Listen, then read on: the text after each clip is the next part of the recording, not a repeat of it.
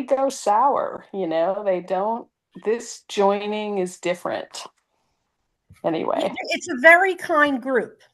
And I've Yeah. been in a lot of groups, and there's some groups that you could walk in and nobody says Go hello to you. sour, they don't. Yeah. Now we are all, what I find is we're all similar kinds of people too, like sensitive, been through a lot, well, who hasn't been through a lot? I just think it's like you said, we're all awake in our own way. We know a truth inside us and we can see it in each other. Yeah, and it's a beautiful text in the way that this group joins, because Mm. it's about just everyone's equal here. No one has more spiritual, whatever.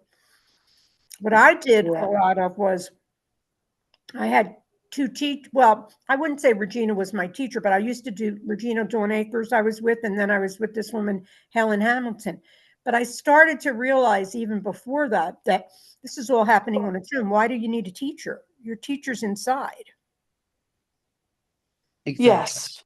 They pointed you though, and they're both, I don't know Regina, but I do know Helen Hamilton. And I just, when someone transmits that divine love, it's She it's is, such a yeah, beautiful thing. yeah, yeah. I met her. She was my teacher for 2 years. I can't say one bad thing about her. She's a wonderful person. I just wanted to go back to the course, you Yeah, know. me too. Yeah. We want it for ourselves. Right. Well, I also that, it's a little different, it's the same thing, Yeah. but Helen used to, this was during COVID. She used to give, like, she used to only charge $50 and she would, talk to you for an hour, that kind of stuff.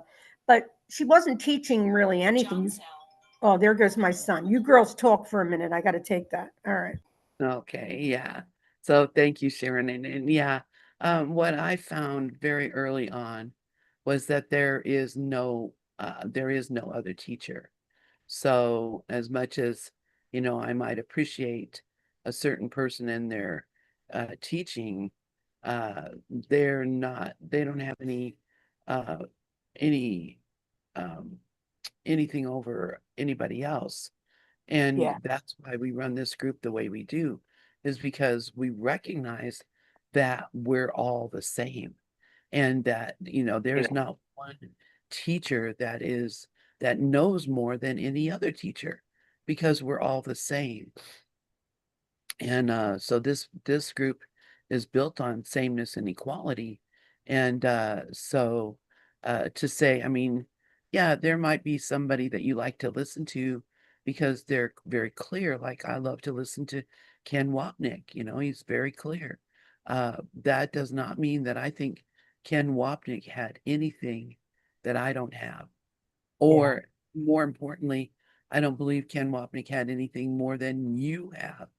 We are all the same and equal. And he knew that. That's the thing. People worshiped him and were like thought that he was, the greatest teacher. And he was absolutely and still is a great teacher.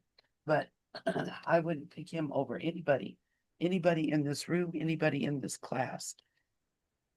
I can know that each and every single one of us has the same spiritual uh, understanding, the same spiritual, we may express it differently because of the differences of personality, but that doesn't mean that we don't know what everyone else knows.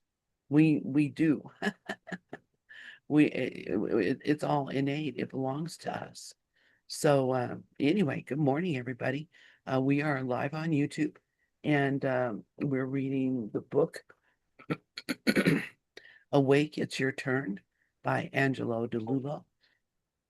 And this is, I find Angelo to be, yeah, a clear teacher, beautiful, beautiful young man, uh, beautiful teaching, and he is saying we're all the same. Awaken, it's your turn. So uh we had just read this saying from Rumi: I have lived on the lip of insanity, wanting to know reasons, knocking on a door. It opens. I've been knocking from the inside.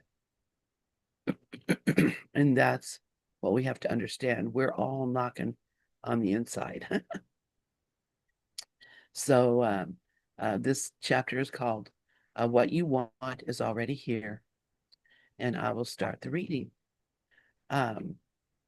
You carry the innate potential to end your suffering in this lifetime. Even that statement doesn't quite hit the nail on the head. I'll do you one better. Would you believe that the state of non-suffering, the actuality of non-division, is here already? It's not out there somewhere. It's not something you will go out and find. It's not something that will occur in the future, even though our thoughts will make it appear to be that way. I know this doesn't make sense intellectually. That's perfectly okay. It doesn't have to make sense for it to become a living reality. There's no need to think about or contemplate this truth. At some point, it will hit you over the head. It usually comes in an aha moment. And have we not had that aha moments over and over and over again? And this is why we are here. We're here because we've been pushed in this direction through this consistency of of of Holy Spirit in our own minds and in the minds of our brothers. And so even if we don't see it in our own mind, if we can see it in another's, that means that we are looking through our own Holy Spirit mind to see it. And otherwise, we wouldn't recognize it. So, as far down the ladder as you perceive yourself to be, recognize that the ladder is uh, not moving up, up, up, up. The ladder is actually laying on the ground, and we're all on the same level of it. uh, and we think we're climbing higher, but actually it's all a horizontal movement because we're already there. So um so Angelo says you might wonder what value there is in something that cannot be grasped intellectually. Well, it can be helpful to remind yourself of this principle when you start to see the machinery of seeking ramp up in your mind, when you start to notice thoughts or daydreams surface, such as, when I'm finally enlightened, it will be like this and that. And you can remind yourself of this simple truth. It's already here. Even if it isn't a moment-to-moment reality for me right now, I trust that it is here, not there, or something that will come later in my life. Okay, just stop for a minute. I'm just asking us all to just stop for a minute and contemplate that. It's already here. Who you looking for is already here. What you're looking for is already here. And I can trust it to know that it is already here, that the divine being that I am is already manifest in this person that I call me, that I call Lynn, really is an outpicturing of a divine being that is only being seen as uh, not that, because the eyes I'm looking through are the eyes of the ego, who says, you can't be, it can't be that you are one with God. It can't be that you are the Holy Son of God. This is the ego that is just doing everything it can to keep me from looking at the truth of what I am. So when you start noticing that you're thinking about these things, you can remind yourself of this simple truth. It's already here, even if it isn't a moment-to-moment reality for me right now. I trust that it is here, not there, or something that will come later in my life. This affirmation has a way of bringing our attention back into the immediate. We can relax a bit and return our attention to the thoughts, feelings, and sensations of the moment instead of making ourselves endless false promises about the future. You hear that? It's a false promise about the future, saying, when I awaken, when I wake from Yeah, this. it's only I just got one. I'm sorry. My son had a health concern. What I was going to say, Lynn, we all want to wake up, but it's the ego that wants to wake up. We're already up. So Right. Yeah. It's the we're ego that's already got up, this. and the whole thing is just, and of course you have still your stuff. Deb, I think that it's wonderful how you share, because I can't even get this unlocked now. Look at that. Oh, now it unlocked. Because we all are going through things, and we help each other that way. But we've never been in these bodies. These bodies are all just a projection. But coming back to the fact that what Lynn was sharing, I didn't hear the whole thing. But what you're saying is, I think for me, I wanted to wake up. It was my ego that wanted to wake up, right, Lynn? That was it. Well, only the ego wants to wake up because only the ego thinks it's sleeping. Right. The ego is the only one that thinks that it's light. Right, right. And The and Holy we made such a Spirit knows. fuss in our groups, Lynn, over the years, like we pointed people out, and this one's awake, that one isn't. As if we knew. We didn't know. No. And you can't know because the only thing that you can know for sure is that we are all the same thing. Right. And so any attempt that I make to make a difference that says, "Oh yeah, this lady has got it going and I don't," that is the ego that is Yeah. saying I'm not equal. I'm not Yeah. equal. I'm not good enough. I'm not, whatever. Yeah. Yeah, So I just welcome you, Deb. I love the way you share with everybody. I used to have so many issues that I shared. Didn't I share a lot, Lynn? Especially with my child, right? I used to be a oh little, sure. I Your was going child, through your it. ex-husband, all the things, that you think, Yeah, have had some kind of influence on you. right. And, even now, I continue to think that, the well-being of my children is something I need to be afraid for. I have Um, that too, Lynn. I still have that. yeah, but there's no need to be afraid because No, it, they're not, and they can't die. They can't die. So, yeah, there's nothing you can do to make them not the divine being that they are. in the beginning, I was very impatient. So I bought a lot of Sailor Bob, and because the course takes a while to really get the course. But I was reading Ramesh Bhattacharya's book. It's called Who Cares? And he said, who cares? Because you're already that. Why are you making a big thing out of it? Who cares? Yeah. But the ego comes up with the ego will keep Yeah, us in who this. cares? The Right, thing that thinks you're not that. right. So that's who cares. The I thing mean, that thinks, I don't know if Deb would have liked what happened years ago, but there was a lot of it was just all ego. That's all. It wasn't any person. It's just ego, the way ego acts. I want to be the best. I want to be important. I want to, be special. yeah, I want to be special. Yeah. And And the that, thing is, my children, yes, they matter a lot, and I have the same. Whatever. yeah. But in reality, um, they're not even out there. They're They're all not with, out there. It's already over. That's yeah, the best thing you just said. Because I needed to hear that too. They're not out there. yeah. The course is the one teaching that says this is already over. That's it. It's It over. doesn't It's say it done. in other teachings that I know of. It might say it in NTI, but I didn't finish NTI. Well, NTI is basically The course. the course. Yeah. Yeah. Just it's everything. And anybody who read the course and went ahead and wrote their own book was just re-spouting what the course said. Right. From So, and spirit. and Yeah. that's cool because a lot of people might not want to read the course. They want to read another book. And so, they look at another book. If the other book is saying the same thing, then what does it matter? It You know? doesn't. You're not going to get anywhere with all of it is saying the same thing. It's Oh, all and the like same this thing. one that we brought in. Deb, is she here? I don't know if she went to help her dad. Where I'm are sure we Yeah, in I'm here? listening. Okay. So where are we in this book? do you see it on your screen? Yeah, it says affirmation has a way of bringing our Right, attention back. so we're just getting ready to turn the page.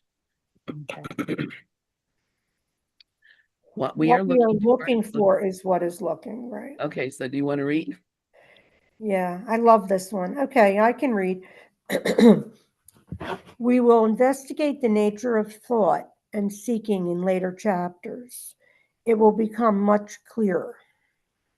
Something that is actually here at all times could become so obscured and projected into imaginary future. For now, you might take this as a suggestion to cultivate a measure of faith in your innate freedom and peace. The busy life. Life keeps us busy, doesn't it? We have children to raise, relationships to nurture. Oh, Robert's coming in. To nurture, grades to earn, and jobs to do. For some of us, the demands are even more daunting. We might be taking care of a sick loved one. We might be a single parent with a just barely getting by income, holding two jobs to make ends meet. We might be struggling with serious health issues ourselves and at the same time trying to balance all our responsibilities. Regardless of the circumstances, life moves on, and the demands can seem overwhelming at times. So, where is the room for the work of investigating our deepest nature? It is common perception that to wake up, we would have to abandon life as usual and dedicate ourselves to decades of contemplation or meditation in a secluded environment such as a monastery or temple. This turns out not to be true at all. That kind of seclusion can even be counterproductive in the deeper stages of awakening. The most deeply realized people I know are not monastics, priests, monks, or nuns. They are living among us with outwardly ordinary lives. They work full-time jobs and maintain relationships. This can be counterintuitive. The texture of the busy life is the perfect environment for awakening to occur. One reason for this is that life, as usual, presents us with situations that can reveal to us the subtlest and most insidious ego structures, tendencies to contract into a sense of separation. Stressful environments and challenging interpersonal situations add the necessary texture to bring out deeply buried, resistant patterns that can be quite hard to see in a life dedicated solely to quiet contemplation. So, how does one approach this awakening endeavor? In the context of the busy life, first and foremost, it is important to understand that awakening doesn't just happen during meditation, on retreat, or when you are in the presence of someone who is awakened. In fact, it often comes out of the blue or in moments when we are not thinking about it or practicing in any specific way. It might seem as if awakening is something that you go out and find, like a buried treasure. It is not so much like that. It comes to you, it germinates and flowers in its own time. Your job is to cultivate the soil in preparation.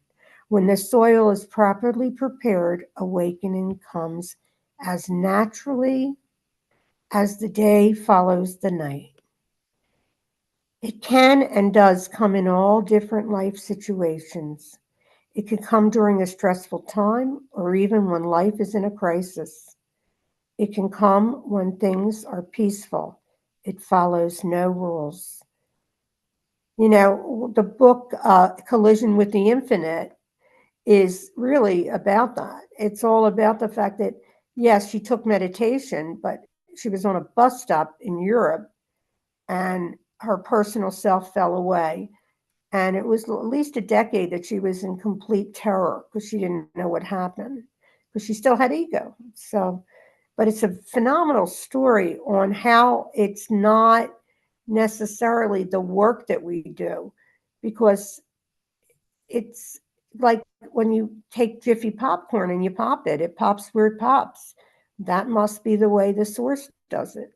It's not any specialness that decides that we get into this. It's all just happening. It's just truly a happening. So it also is helpful to recognize the I was going to say we've seen so many stories where that happened that yeah. way.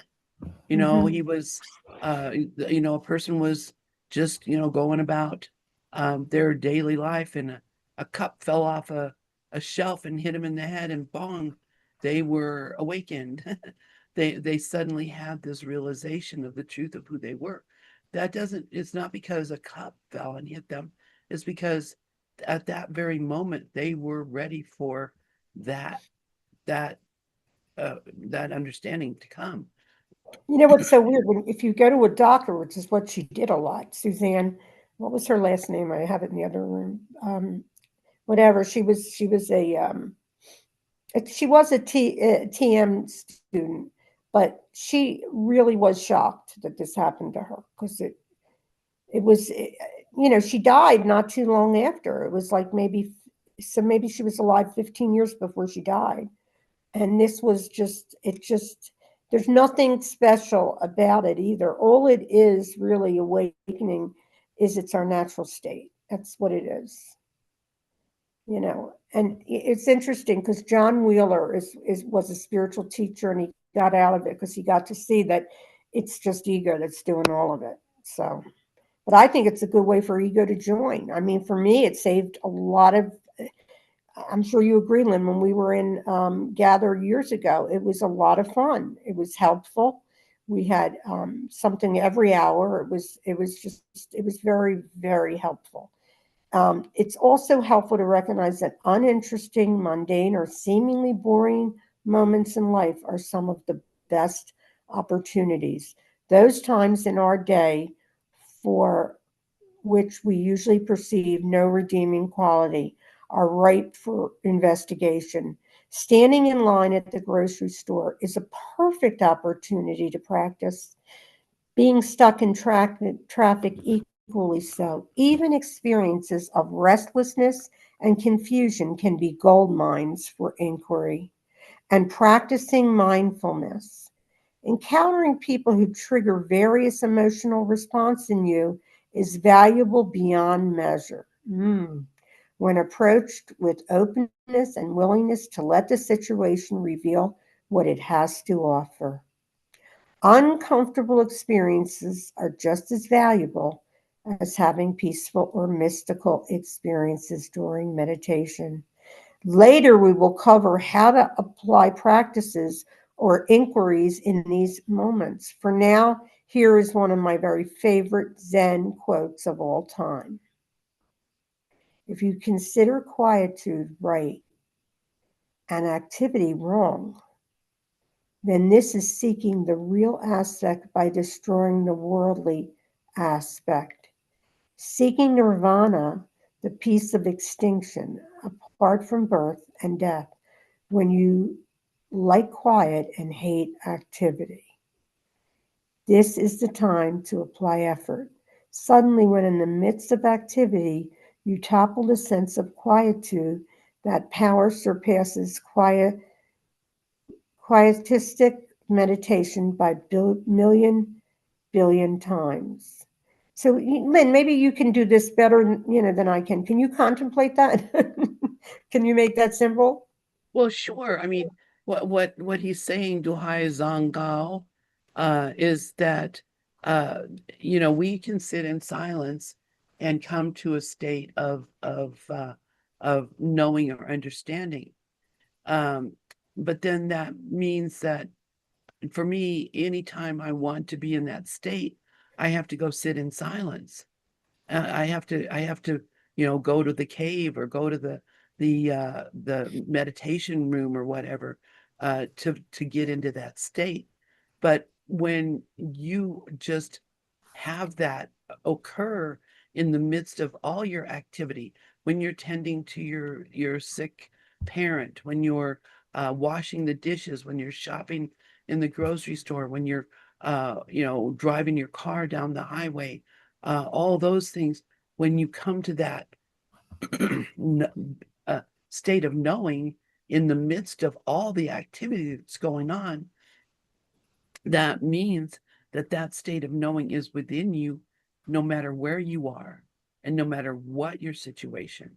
So, to go and sit in the meditation room, while it may be restful, it is not going to bring you any more peace than when you're in the midst of a traffic jam and you come to the realization that this is all just happening, and I'm part of God and the world, and all these things are, everything that appears to be happening around me is just a um, joyful song that's being sung by the universe, and I am it. I am what it is. Coming to that knowing is so much more valuable, because everywhere you go, you take it with you. Everyone you talk to, the Holy Spirit is talking. Every thought you're thinking, Right. the Spirit is thinking. So it doesn't, all these, uh, it's great. And, we do treasure our times when we can sit in silence and whatever.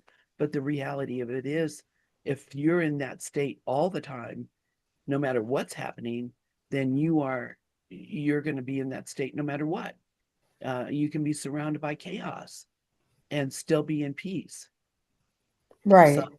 yeah, that's better than it's a million billion times better than when it happens when you're meditating. If that makes sense? Yeah. I mean, it definitely makes sense. Yeah. I mean, it's just, you know, I think that, all of us want so much to be rid of this ego, but it's not, it just, to me, it just has gotten so much less combative, and it just seems like it's relaxed now. It just is Well, yeah, relaxed. and we don't really want to get rid of the ego. We want to stop arguing with the ego. Yes. Or thinking we know something. Yeah, stop arguing with it and just let it be. Right. And, all it's here for is to make sure that you don't wreck the car and you wash the dishes. And, the whole purpose of the ego is to maintain uh, our stasis in this world, to keep us in some kind of balance in the world.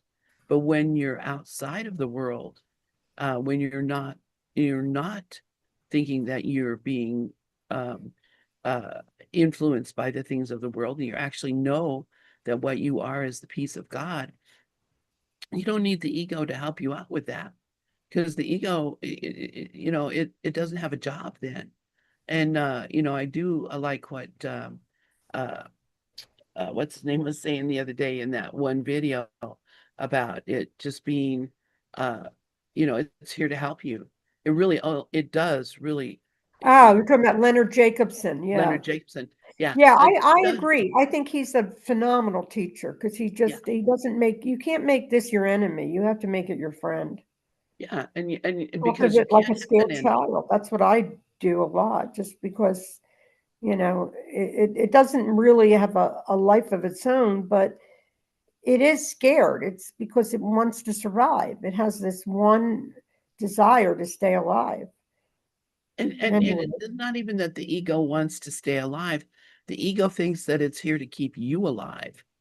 So it is well, that's looking, even better. I Rafi. love what you just said. Yeah.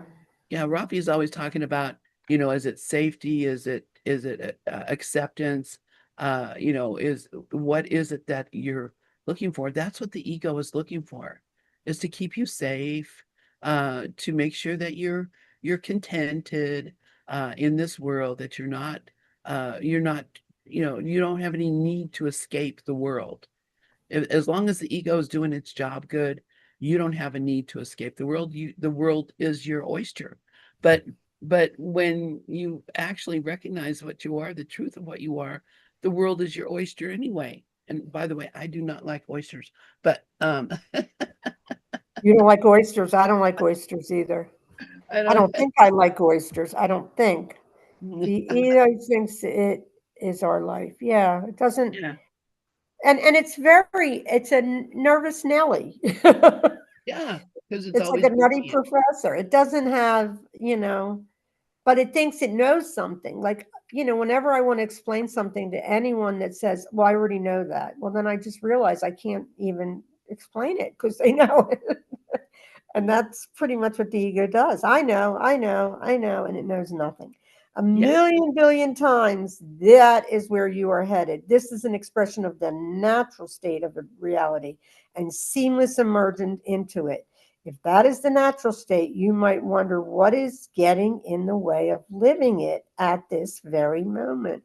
Well, it turns out very little, actually. What this really comes down to is recognizing and reversing the ways in which we habitually reject life at various levels through perceptual distortion. Let's look at that. Recognizing and reversing the ways in which we habitually reject life at various levels. Yeah, by experience reality through layers of perceptual filters, we suddenly, at times not so subtly, reject our momentary experience. We do this through habituation and we don't realize the cost. So yeah, that's exactly what the ego's doing. It's trying to soften the edges. It's filtering things so that we Yeah. don't fully experience what is happening. And if we don't fully experience what is happening, I think that the result is that eventually we're going to want to go back and re-experience that, which is Mm. why we do the same thing over and over and have the same experiences over and over, is because we don't actually experience it when it's happening because we're trying to protect ourselves from it. So, if I find that, watching the news is an experience that upsets me, and so, my thought is, turn off the news, or, somehow or the other justify what you're seeing in your mind, or, whatever it is, the reaction is there to protect me from the story, the reality of what I'm seeing. But if I just looked at it, and if you could look at anything that happened in the news, anything that happened, you know, uh, uh, you know, a dog gets lost and is gone for 10 years and then comes home, that kind of thing, or anything, or a person is, thinking that we need to take over another country and start a war. Any of those things that seem to be happening, if we just look at it and fully open ourselves to experience the everything about what's happening, uh, to see it from all sides, to listen to every voice, to actually fully experience what appears to be happening, then we get our fill of it. We recognize, oh, this could never happen, or this is just nothing but love, and eventually that's what would happen. This is my hypothesis, is that if I fully accepted everything that was happening and looked at it through the eyes of the Holy Spirit, then what I would see is that it is love, looking for love, uh, longing for love, giving love, receiving love. Love is all it is because love is all there is.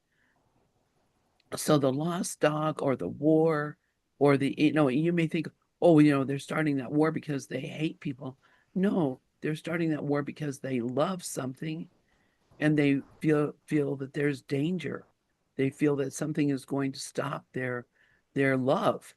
Um, and so they're going to protect from that love being rejected or stopped. And so, if I think that some country is going to come and bomb my country, and there's another country in between that I could take over and put up guard to protect myself, then, I'm in fear. I'm not looking at it from the big picture and seeing that there are no countries, there is no world. all these things are my made up stories.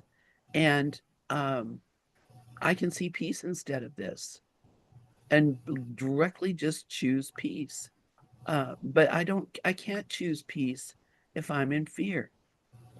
So, so that's what, I'm going to try to soften the fear by putting up these layers of perceptual filters that say things like, oh, well, but they're a different religion than me. They're not Christians, or they're not Jews, or they're uh they're a monarchy, or they're a dictatorship, or I'm the one who puts all those filters that then keep me from actually connecting to the truth and reality of what's happening. And so, I'll never really experience the experience. I don't know if this makes any sense at all, but I think It's what that's came through you. No, I think it's good, but it's what came through you. yeah, yeah. So yeah, this experiencing through layers of perceptual filters, that's how I'd we like reject our to experience.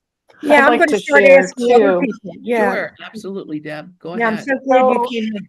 this really comes down to is recognizing and reversing the ways in which we habitually reject life at various levels through perceptual distortion. And when I read that, we habitually reject life. What is life? Life is, to me, the love of God.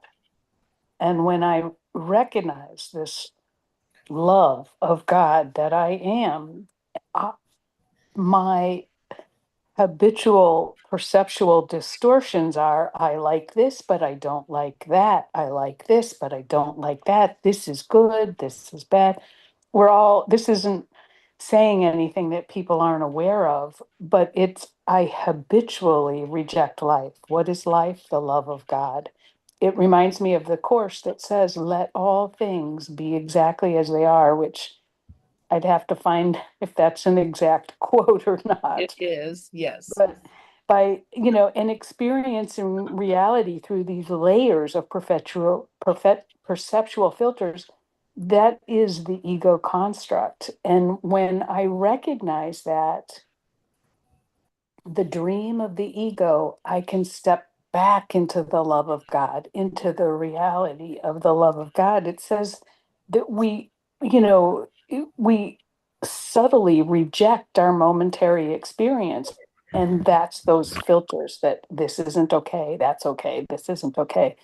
And we don't realize the cost of this lack of acceptance, which is I deprive myself of the love of God. And that's I just was trying to bring it into um, more simple language earlier, where it said this author was saying, it is here. It is here. My mind was going, I am here. I am here. So there is no it for the future. It is the I am that is living the love of God. Thank you. Yeah, that's it. That's it. And all these rejection that we do I mean, our life is, from the moment we wake up, we're accepting and rejecting experience. And, You know what? You changed the your screen. I'm on the screen on mine, and then I have. Do you see that? no, Must what be has my happened? computer. I don't think it's you. I think I did something wrong. I Oh, can't read. Yeah. okay. What did I? So if you look up in the controls of your thing, there's a thing that says show meeting or show screen. If it says Oh, show, now it did it. Yeah, I did it. yeah, okay, Okay, yeah, I'm right on. I'm right side up again. okay, yeah, Yeah, good. and I wanted to welcome Carolina and Robert because I didn't say anything. And if Deb wants to read, she can read. I don't need to read now. I can listen. I would love that. But maybe you don't want to read it. So it's Oh, up to I'm you. happy to read, I'm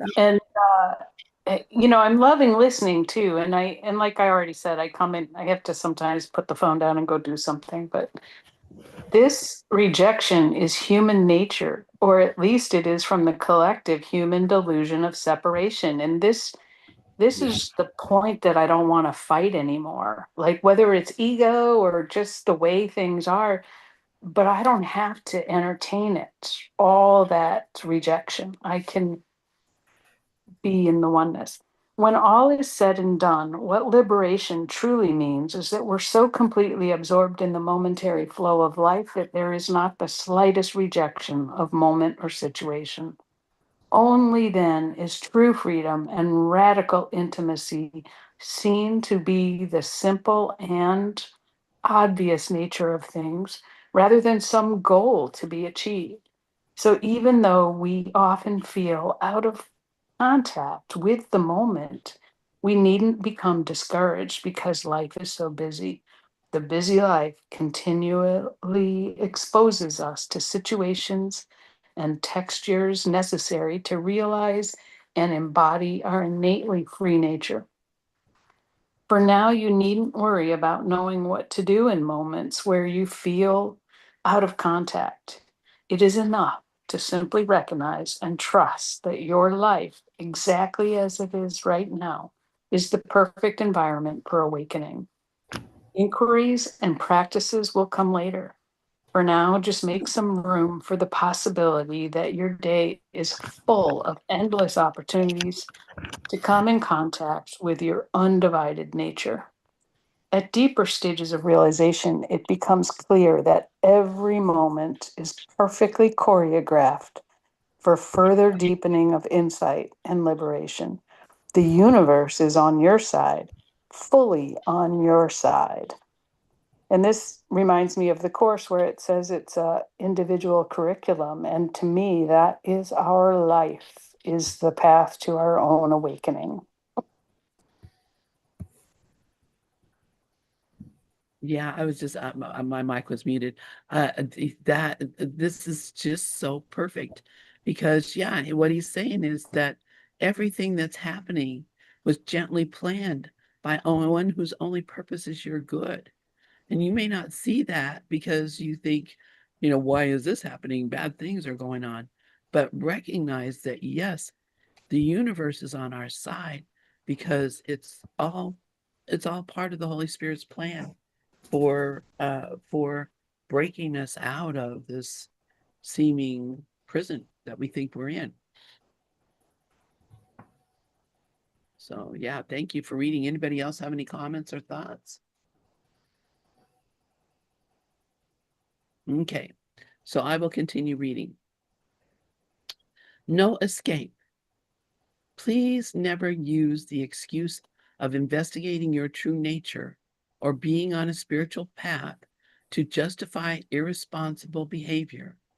This process is not meant to be an easy way out, a way of escaping from the hardships of life, or a way to avoid responsibilities. In general, I recommend continuing to do what you've been doing and take your life responsibilities seriously.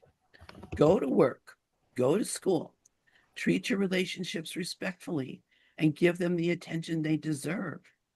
If you are running from your responsibilities and telling yourself it is because of quote unquote spirituality, you might want to take a closer look at your motivations. And Carolina and I were talking about this the other day. They call that spiritual bypassing, right?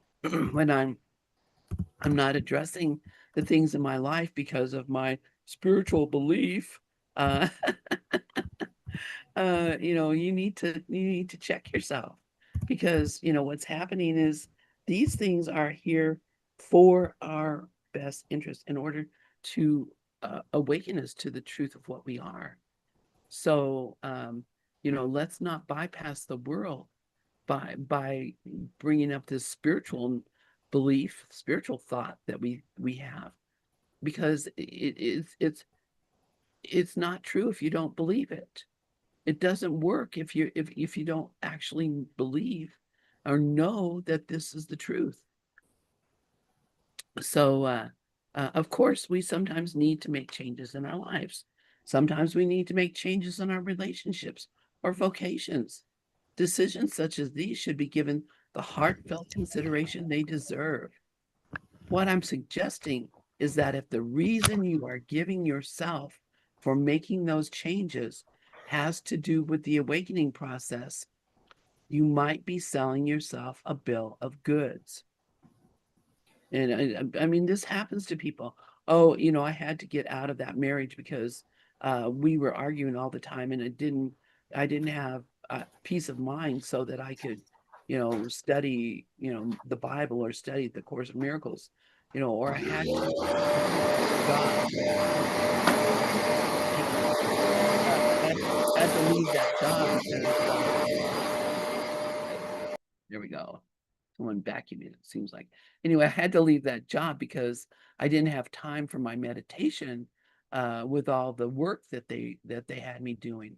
These are I had to quit that group because man, they were driving me crazy with their um, all their needs that I had to try to fulfill. So, and I didn't have time to, or I didn't have the peace of mind to do the work. That is what he's calling selling yourself a bill of goods, and what we also call spiritual bypassing. It's thinking that somehow or the other, changing something in our life and our world is going to change the my position, and that is not possible. So he says, need just be checking to make sure everything's working here on the radio. Okay, radio seems to be working. um yes, loving kindness and non-duality, yes. um so is it possible to build an ego around career, position, and accomplishment that can make awakening more challenging? Sure. It is possible to fixate anywhere, and some of this will happen no matter what we do. It is, oh, here, I need to get on the right page here. It is the way humans are wired. However, in my experience, it is more common to fixate on in the opposite direction. It is more common to use spirituality as an excuse to run away from our responsibilities or to avoid acknowledging truths that we find to be inconvenient or uncomfortable. Everyone has this tendency to some degree, but for some people, this is a prominent distortion in their life. Without recognizing this misunderstanding, we can be derailed for many years without realizing it. And so, yeah, that appears to be what happens, is that uh, uh, and Carolina posts in the chat, spiritual bypassing is using spiritual ideas, practices, or beliefs to avoid dealing with unresolved emotional issues, psychological wounds, or difficult life situations, rather than processing them. Coined by psychologist John Wellwood, it's a defense mechanism that substitutes genuine emotional work with spiritual platitudes, leading to emotional numbing, avoidance of responsibility, and stalled personal growth. Thank you for posting that, Carolina. That's absolutely a beautiful explanation of that. And we do that as Course in Miracles students. We do that a lot. We say, oh, the world is not real. What I think is going on here is not real. I don't have to deal with my sick child or my um uh, uh angry spouse or my my aggravating job, or the I don't have to think about the situation in the world, the political situation, or the situation with global hunger, warming, all the different things. You know, you know, Course in Miracles students and teachers can tend to say it's not real, therefore I'm not going to deal with it. Which, I mean, that is, it is true, but it's don't fool yourself. It's real in your mind. You're still worried about what's going to happen.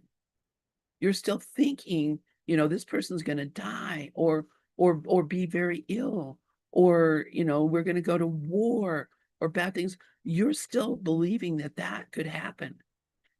And so all the time saying the world is not real, none of this is really happening, that in itself can be a huge trap for us, because without even thinking about it, we don't take responsibility for the world that we see.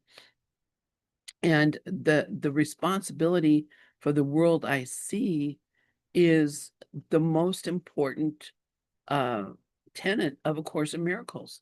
That if I'm seeing a world where there is a lack of peace, it's because there's a lack of peace in my mind. I am not allowing the Holy Spirit to work in me. I'm not allowing my thoughts to be guided by the truth. And so, I can, I'm looking at things and condemning. I'm condemning the world. I'm condemning, the ICE agents, or I'm condemning the illegal immigrant, or I'm condemning uh the person who shot somebody, or the person who was shot. In all of our thinking, if we don't deal with our thinking about these things, then there's no spiritual motion or movement that can give you any peace. I don't know if that makes any sense, but I mean, that's the entire Course of Miracles really is.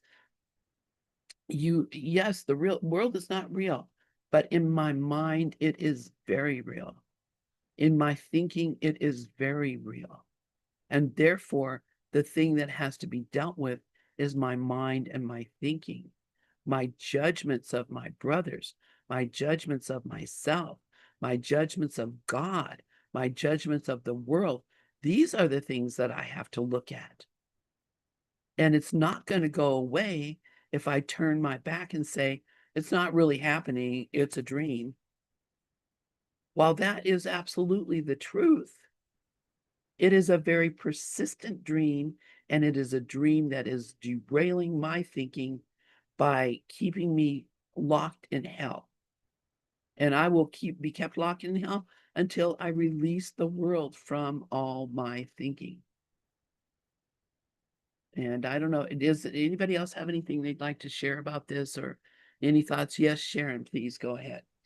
Well, I think that even as a course says never deny, Jesus says never deny your experience either. Like he's not asking us to say, well, it's not really happening when we are experiencing it, but when we really know that it's not happening, we don't say anything. We're just quiet.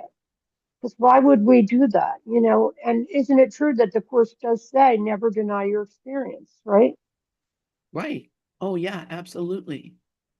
Because that is the experience is what I believe is true, no matter what. Right. And I still believe my children are my children, and I'm not thrilled about what's going on. No one is, but it doesn't mean that it's reality, and it doesn't mean you focus on it. You just look at it and just say they're all Christ. They're just pretending they're not.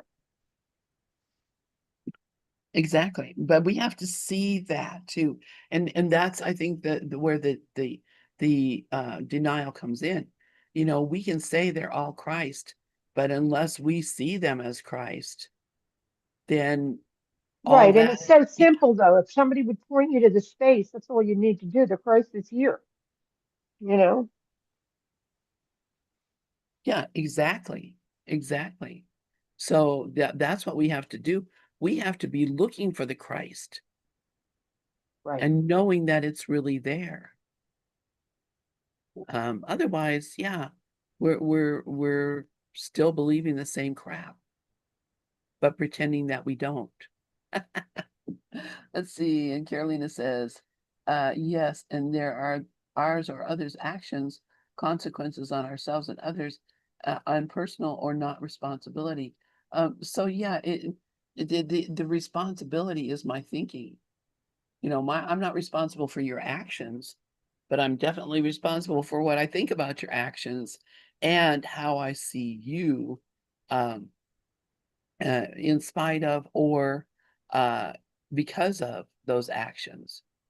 And if I choose to see that what you're doing is wrong, then I'm never going to see you as the Christ. How can the Christ be doing bad things? So I have to stop even judging what happens in this world. I have to stop looking at it and thinking this really means something. And I have to just say, where in the Christ mind is this person?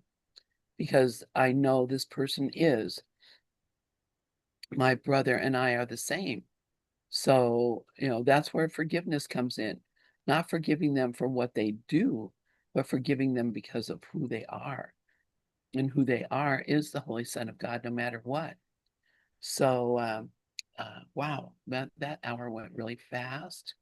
I'm going to go ahead and put the um, my oh, I keep going up. I'm on the wrong. That's very funny. I have one screen that I actually can do something with the book, and I have another screen that is the same screen you're looking at that nothing can happen. So I'm going to put the marker there, and we'll start again next week on micromanaging life. And yeah, the ego thinks it is our life. Exactly. Um, Robert has said that. So I'm going to go ahead and thank you guys for being here to close out the YouTube, and we'll